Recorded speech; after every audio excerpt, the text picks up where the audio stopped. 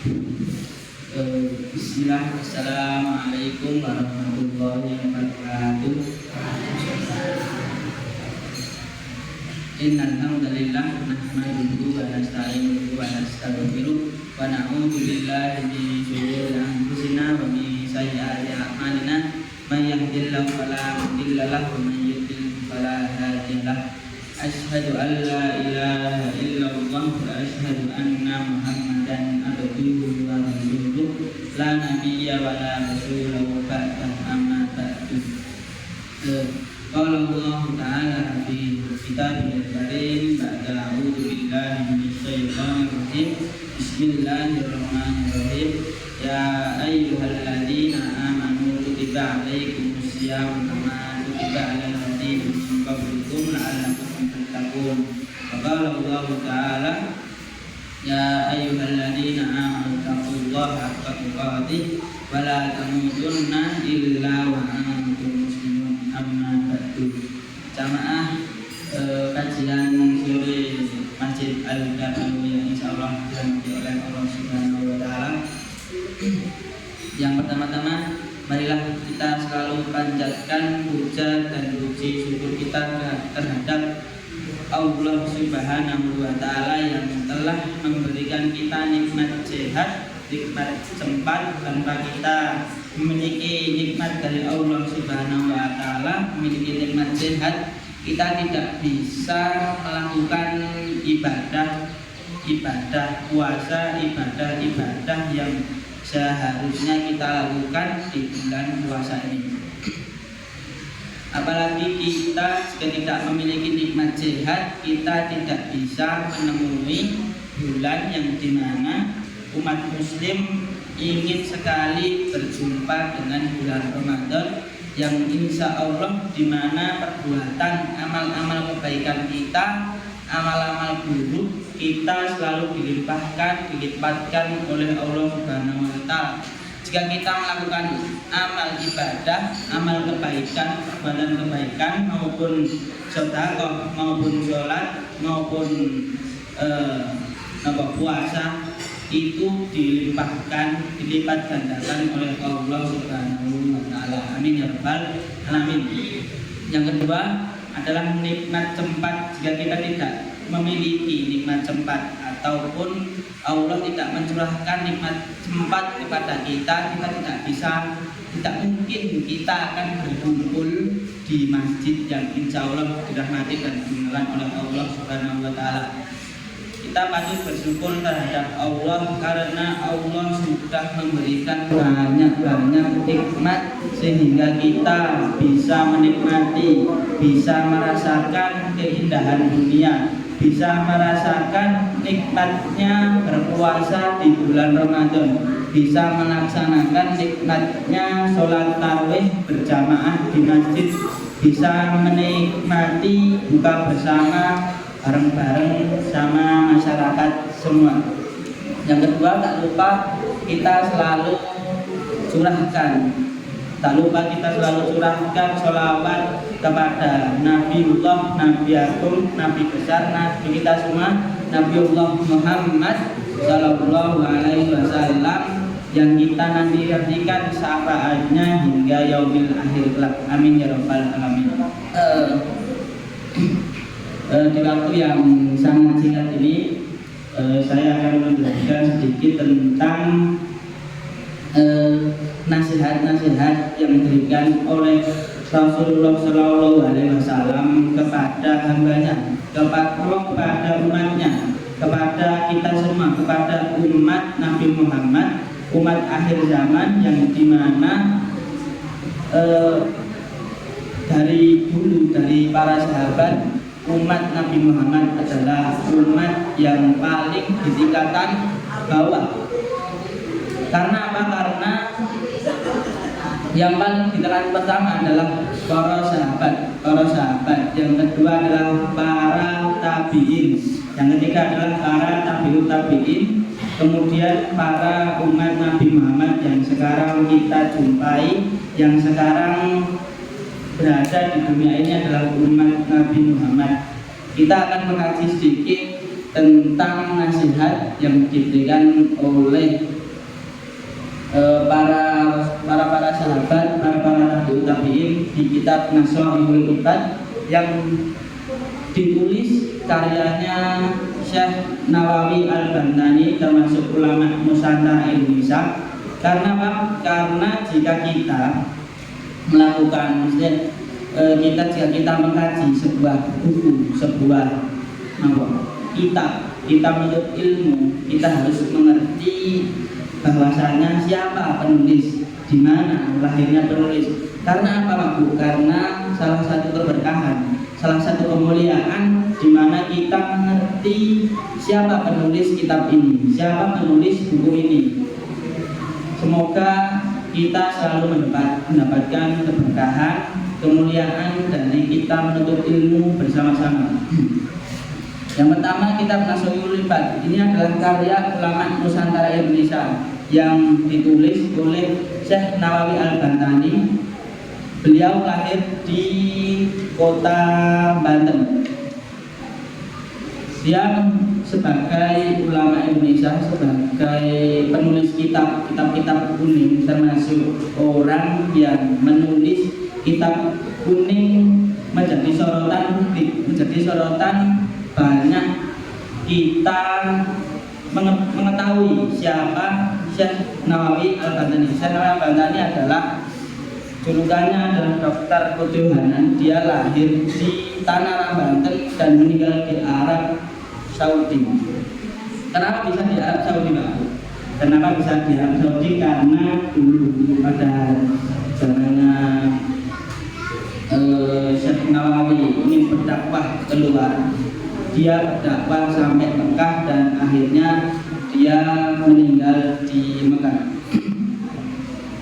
Julukannya adalah, murid-muridnya adalah dua tokoh organisasi terbesar di dunia.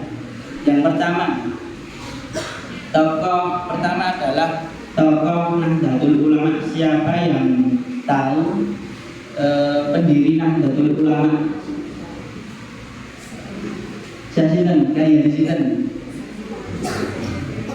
Kiai Hasyim Asy'ari adalah salah satu murid Syekh Nawawi Al-Bantani. Yang satunya adalah tokoh Muhammadiyah, pendiri Muhammadiyah. Sinten tahu? Kiai Haji Ahmad Dahlan. Mungkin kita tahu semua dua tokoh yang menjadi salah satu murid Syekh Nawawi Al-Bantani. Dan masih banyak lagi siapa tokoh-tokoh yang menjadi murid Syekh Nawawi Al-Bantani, yaitu adalah Kiai Haji Khalil Bangkalan, Kiai Haji Asnawi Kudus, Kiai Haji Mas Abdurrahman, Kiai Haji Hasan, dan yang terakhir adalah Sayyid Ali bin Ali Al-Habsyi. Ini Syekh Nawawi Al-Bantani memiliki beberapa julukan yang dikenal oleh masyarakat Indonesia, yang dikenal oleh masyarakat di Mekah, yang dikenal oleh masyarakat Madinah, yaitu dokter ketuhanan. Nah, ini. Yang kedua adalah imam ulama di dua kota suci.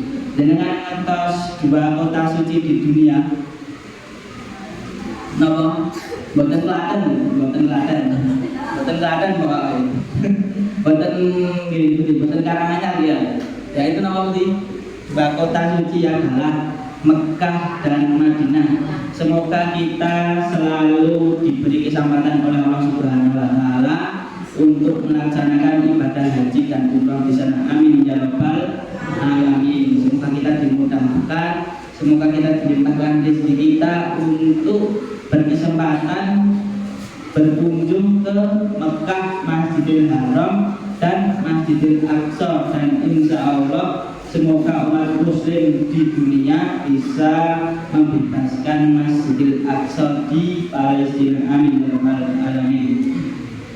Kenapa bisa Imam Syekh Nawawi Al-Bantani bisa sampai Mekah dan Madinah? Karena dia terlalu ibaratnya ulama yang terkemuka di Indonesia, lahir di Banten, dan dia mempelajari ilmu-ilmu sampai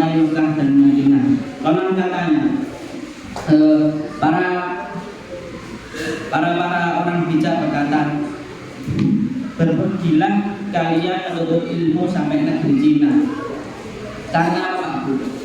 Kita tahu bahwasanya orang Cina adalah orang yang paling giat belajar. Kenapa Mbak? Di Cina, di negara manapun, di Cina ada waktu tidur siang untuk siswa dan siswinya. Itu maupun di SD dan sekolah dasar, sampai sekolah menengah pertama, sampai sekolah menengah ke atas, sampai universitas, pasti ada jam tidur tengah siang, waktu bolong itu mesti ada. Nah, soalnya apa Pak Bu? Di negara Cina sendiri termasuk negara yang paling ditujukan untuk orang-orang yang ingin belajar, orang-orang yang ingin berkemampuan tinggi, orang-orang yang ingin selalu menuntut ilmu, walaupun termasuk orang-orang yang nonis, bukan Islam, termasuk makan-makan misalnya yang kurang baik, kurang halal. Tapi di negeri Cina sendiri bukan berarti orang yang tidak mau belajar. Justru di Indonesia orang yang maksudnya tersembunyi adalah orang yang dimana pondok pesantren, dimana para kiai, dimana para ulama tersebar di mana-mana, dimana wali songo tersebar tersendiri. Orang Indonesia pasti malas belajar. Ada kalanya siswa-siswi di Indonesia bolos terus izin sakit, buatan masuk nopo sekolah. Padahal sini gini, saya mawon, buatan gerak. Terus ada yang ya pasti ada kalanya orang Indonesia itu pasti malas bekerja, malas belajar. Jika orang malas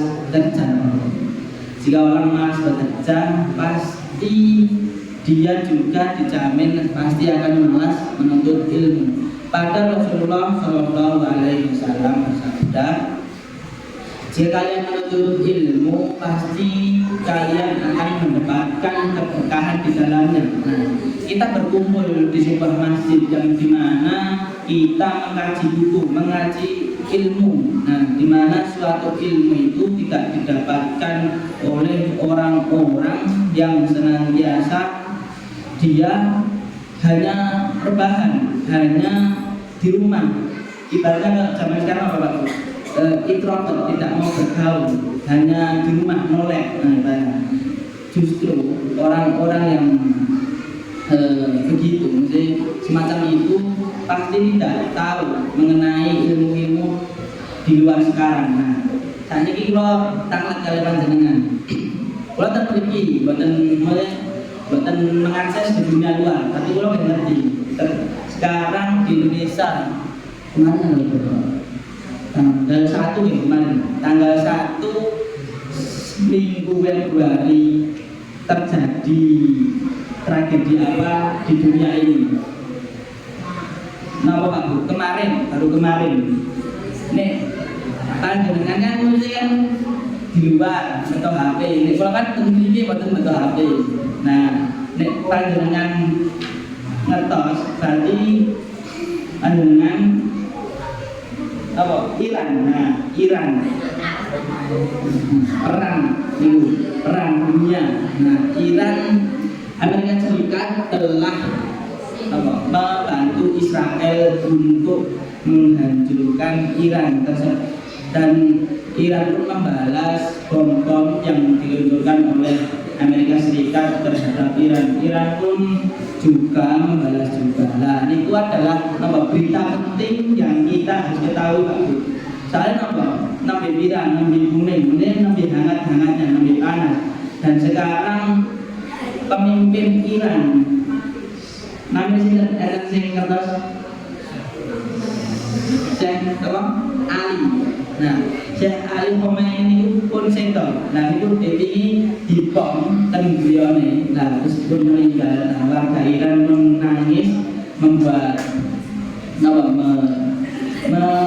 mendemo ibaratnya, mendemo agar segera dibalas perbuatan Amerika Serikat terhadap warga Iran. Dan sekarang Rusia kalau dapat informasi nih, Rusia dan Indonesia akan membantu Iran untuk melaksanakan pembalasan tersebut. Dan Arab Saudi, nah Arab Saudi adalah Arab Saudi negara Arab. Nah, negara sing niku di mana para ulama, para nabi, para rasul dan wahyu diturunkan ke mereka dan Al-Quran diturunkan di Bumi. Wahyu pertama diturunkan kan di Gua Hira. Gua Hira terletak di Arab ini. Nah, ini malah Arab. Kalau katanya malah membantu Amerika Serikat untuk melaksanakan pembalasan. Otomatis di waktu-waktu dekat ini pasti ada guncangan-guncangan yang membuat kita pasti kaget. Soalnya mau kaget aku. Nah, negara-negara sampun berantakan. Indonesia sendiri, padahal kalau dapat cerita dari ustadz saya yang ada di Yaman, beliau sudah menikah, sampun punya anak tapi tesih menuntut ilmu di Yaman. Padahal sampun nikah, sampun dia anak ini. Nah, tapi masih bersemangat untuk menuntut ilmu di Yaman. Waktu itu ketika beliau melakukan transit ke Dubai. Dubai adalah negara yang paling kaya raya di dunia. Tapi kaya rayanya dengan apa Pak Bu? Dengan sebuah proyek minyak. Nah, hanya proyek minyak Pak Bu, hanya proyek minyak di seluruh negara Dubai. Banyak bangunan-bangunan tinggi, banyak masjid-masjid megah, banyak jalan itu benar sing rusak. Nah, banyak mobil, banyak warga masyarakat di Dubai menggunakan mobil. Nah, di Indonesia mobil itu paling nopo di Avanza, Xenia. Nah, mentok-mentok nopo expander Pajero. Nah, ngeten mriko hampir seluruh 98% masyarakat di Dubai menggunakan mobil-mobil yang mahal, mobil-mobil seperti Ferrari, Lamborghini, kan mobil-mobil mahal itu, mobil-mobil yang ibarat diinginkan oleh para manusia. Soalnya waktu di mahal di mesti ketoknya di sawang itu api, barang api di sawang kan mesti pengen, ya nama badan. Nah, di masyarakat Dubai banyak orang yang menggunakan mobil-mobil tersebut. Nah, sampai di negara Dubai sendiri tidak ada orang yang mengemis. Lah, wong mengemis niku kaya ten mriko. Nah, ten mriki mengemis mboten kaya. Lah, ten mriko wong mengemis pengemis nak orang nek ten mriko ngemis berarti nemen banget aku. Wong ngemis ten mriko kaya. Ngapa meneh mboten ngemis. Nah, ton wong ngemis mawon tumpakane napa? Ferrari. Nah, ten mriki ngemis mlampah ngaku kok gitu. Klambi bener-bener ten mriko gojas rapi ngemis lho. Nah, bayangke mawon ngemis gojas lho. Padahal ini wong gojang iki mesti sawang wong kantoran. Nah, dan itu dia padahal hanya sebuah proyek minyak bisa mensukseskan masyarakat Dubai, bisa mensukseskan penghuni Dubai sampai dimanapun tempatnya pasti tidak ada yang namanya orang terlantar, orang miskin, orang yang tidak mampu pasti berkenan. Padahal di negara Dubai hanya memiliki proyek satu yaitu minyak. Nah, di negara Indonesia sendiri memiliki beberapa proyek, enten batu bara, tambang, enten nikel, enten emas, enten rempah-rempah, enten apa melih? Kathah. Nah, enten kathah, pabrik kathah, emas kathah, batu bara dan kathah. Padahal hanya minyaknya bisa membuat bangunan-bangunan tinggi, bisa membuat masjid itu mewah, masjid itu besar-besar, bisa membuat jalan itu halus, bisa membuat bahwasannya membuktikan hanya proyek minyak itu bisa mensukseskan negara Dubai sendiri. Nah, di Indonesia adalah memiliki proyek yang sangat banyak, tapi kenapa? Sebabnya di Indonesia adalah negara yang tidak memiliki pemimpin yang jujur, tidak memiliki pemimpin yang amanah.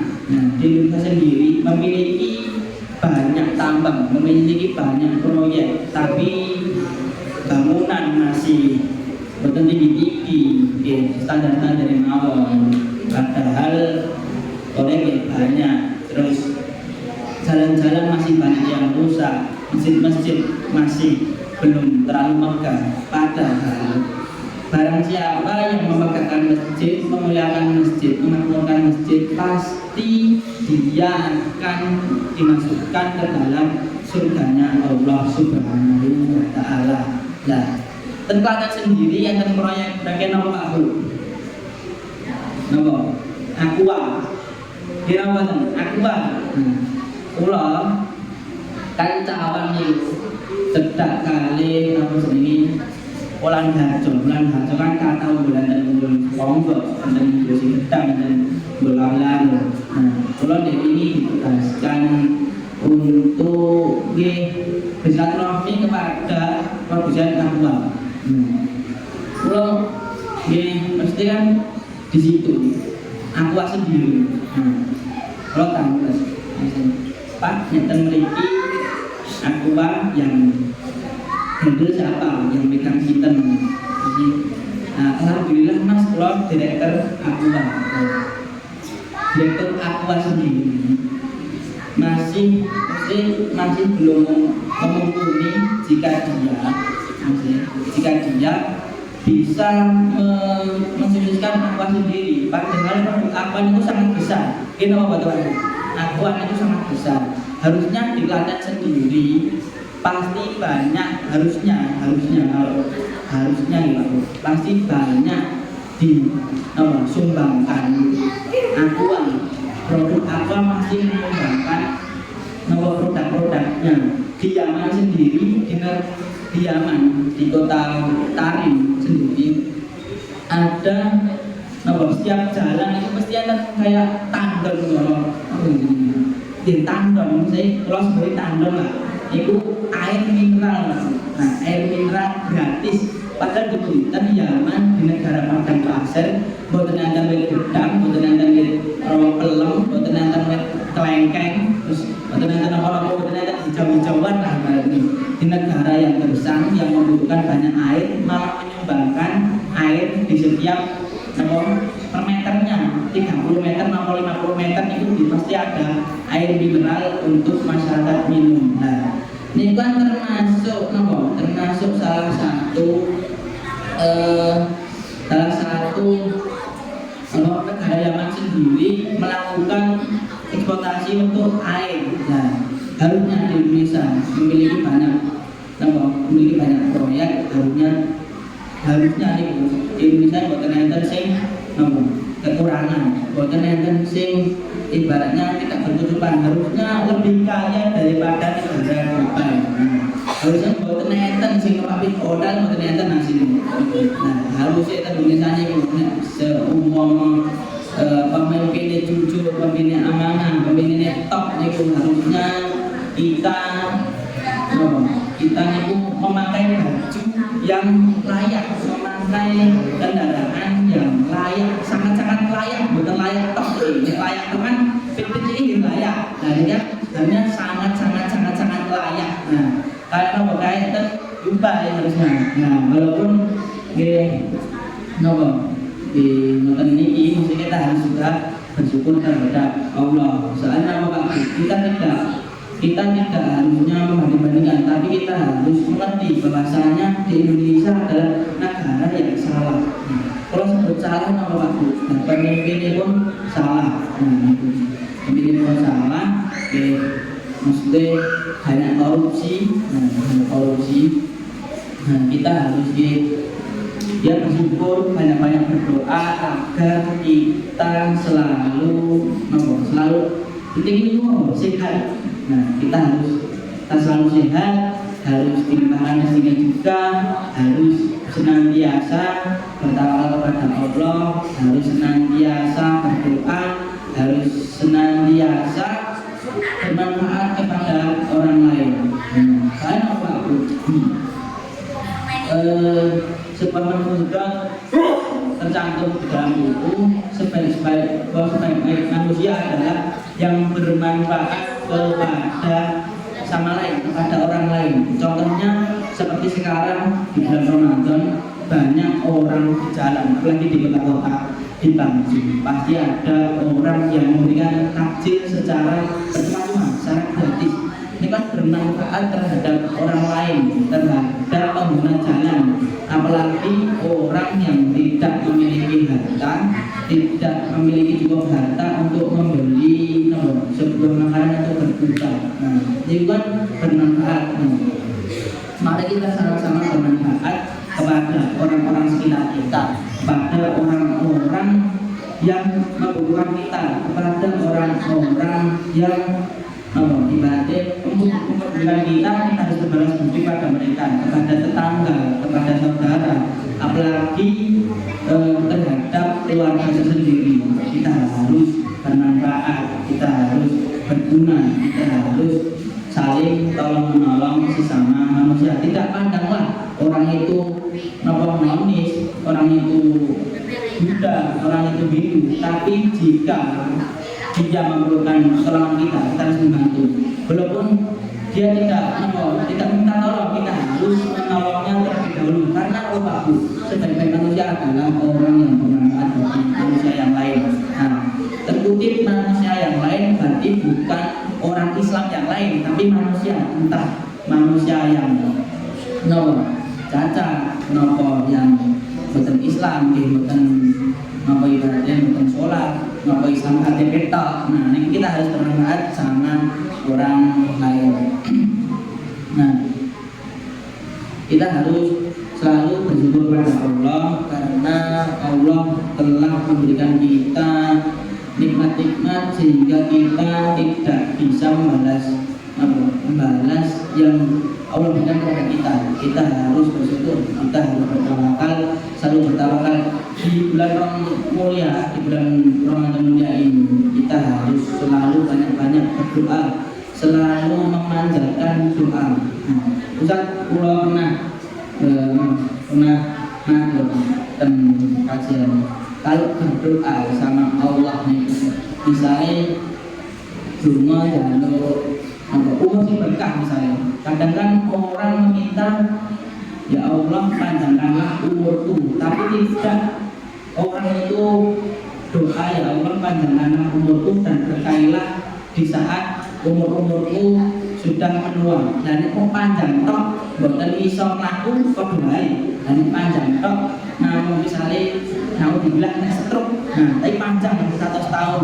Karena mau nopo lorone. Nah, kita berdoa panjangkanlah umurku, panjangkanlah umur kita semua, tapi berkailah di mana berkah itu saged lampah, saged nyepeda ontel, saged nyuci, saged sholat, saged puasa, itu kan bisa terjaga. Nah, syukur-syukur kita sudah berumur 80 tahun bisa melaksanakan umroh di Mekah yang insya Allah diberkahi oleh Allah.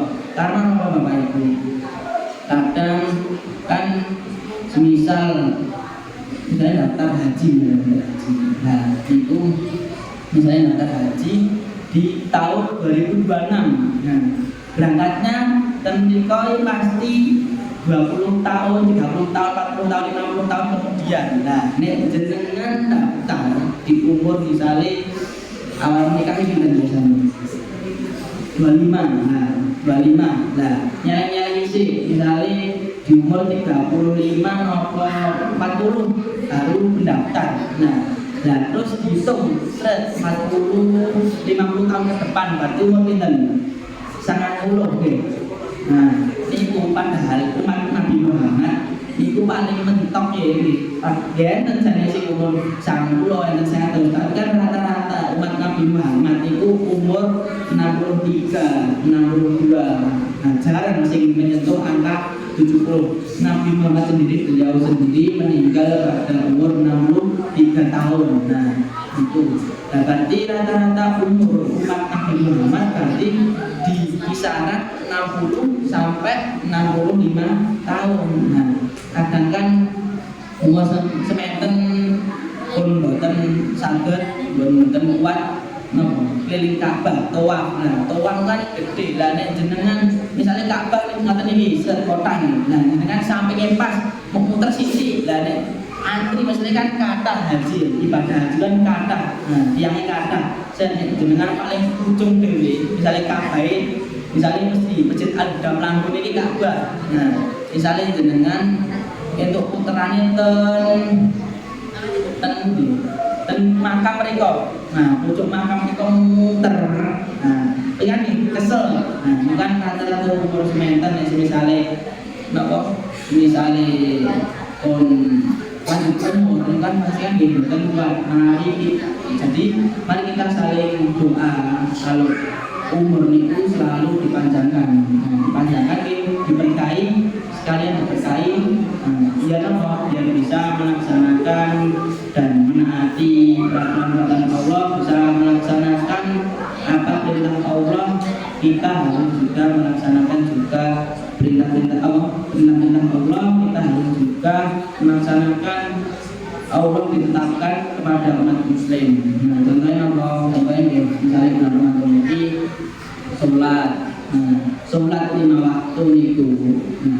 Misalnya buatan Ramadan pahalanya misalnya sak rakaat misalnya subuh gitu, sak rakaat pahalanya 20, nek 2 rakaat nanti pinten 40. Nah, misalnya Ramadan pahalanya sak rakaat niku sudah 1 second. Berarti nek Ramadan jadi kali pinten 100. Nah, jadi kita harus menjaga sholat subuh nek bagi nek semisal laki-laki gitu, harus berjamaah di masjid. Perempuan kan fleksibel, misalnya paling utama kita rumah, misalnya ada masjid di Ansar. Jadi kita harus menjaga sholat kita harus menjaga kita harus menjaga apa yang ditetapkan oleh Allah. Misalnya puasa itu misalnya lanang gitu, misalnya kuat ya poso, misalnya pun lanjut usia kuat gitu poso, misalnya kan perempuan kan halangan dan poso. Nah, itu kita harus puasa, harus menaati peraturan Allah. Nah, terus misalnya ketika kisah kan yang tarawih itu walaupun hukumnya tarawih kan sunnah waktu. Nah, dengan kan sunnah. Nah, semisal umat muslim itu melakukan tarawih, dan tarawih itu kan 8 rakaat, enten 8, enten sing 21. Nah, gitu. Tapi kan masyarakat Indonesia nek 21 wis batin iki. Nah, 8 ini kadang imame dawu wis batin. Nah, makanya kita harus sabar, saat tarawih itu harus sabar. Walaupun sunnah kita melakukan dapat ganjaran sing kata. Nah, sabar itu tersendiri. Nah, dibagi menjadi 2. Sabar itu jadi 2. Sabar atas perintah Allah. Nah, perintahnya apa? Kita mesti perintah Allah dan larangan-larangannya. Nah, misalnya kita melaksanakan perintah, kita harus bersabar. Misalnya kayak sholat, itu kan sabar. Kita puasa kan jadi sabar, menawan hawa nafsu. Nah, sabar yang kedua adalah sabar terhadap ujian-ujian Allah. Nah, misalnya Dewi kan ada bencana dan Kalimantan banjir, Sulawesi banjir, dan harus sabar barang. Misalnya gempa sabar, misalnya bencana-bencana yang diketahui oleh Allah kan kita harus bersabar menghadapi ujian-ujian Allah yang diberikan kepada kita semua. Sedikit waktu menjelang berbuka. Nah, ini pula menyampaikan sedikit kata-kata dari saya. 2 minggu sudah berlalu dan kami dari santri Pondok PTBM Al-Huda Jawan ingin meminta maaf terhadap panjenengan sedaya. Karena apa? Karena jika saya dan teman saya melakukan kesalahan maupun dari perbuatan maupun dari perkataan maupun dari perilaku, nah kula sama kali hendang kula nyuwun pangapunten kali panjenengan sedaya. Insya Allah besok hari Selasa kula sampun balik ke pondok dan insya Allah kita bisa bertemu kembali di ketidaksengajaan selanjutnya. Dan saya berucap terima kasih kepada warga-warga Desa Klambu yang telah mendukung kita, menyongsong kita, membantu kita, yang telah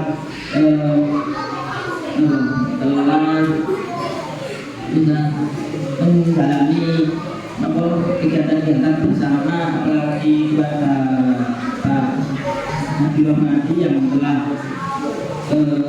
mendampingi kita, dan kepada rombongan ibu terutama Ibu Nati yang sudah merawat kita selama 2 minggu di sini, dan kepada seluruh warga Desa Klambu yang telah membersamai kita di masa-masa yang sangat singkat ini.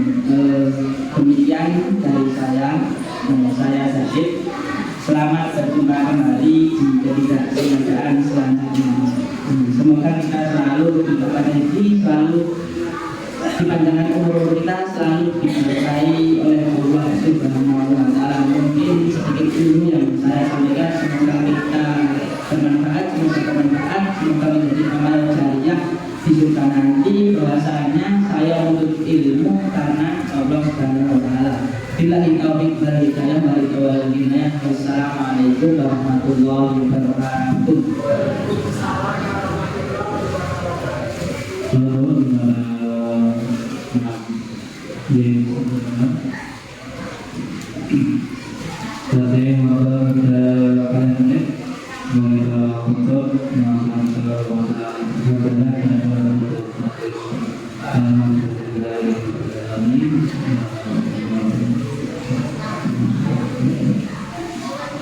Assalamualaikum warahmatullahi wabarakatuh.